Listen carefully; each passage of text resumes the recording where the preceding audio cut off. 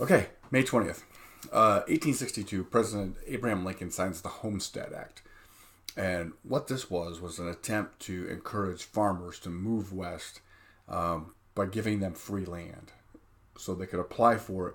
They get 160 acres of free land, and they had to basically, for 5 years, they had to reside there and farm it. And other than that, it was no cost to them.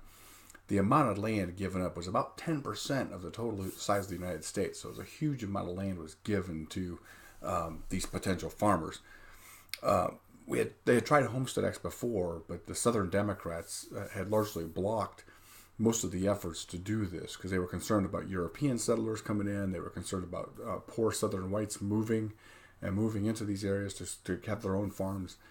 And it also would stop the spread of slavery because they didn't want, because the whole plan was to fill these areas with northern farmers and not allow slavery into those areas. So the Southern Democrats were concerned about that. But in 1861, when the secession happened, the Southern Democrats all pulled out. And so finally the Republicans, the Northern Republicans, were able to push through the Homestead Act. And so all these people moved west. It was very successful. Over years, there were more and more extensions to it and more changes in terms of who was eligible, whether or not freed black slaves were eligible. That came later, 1866, that they were eligible.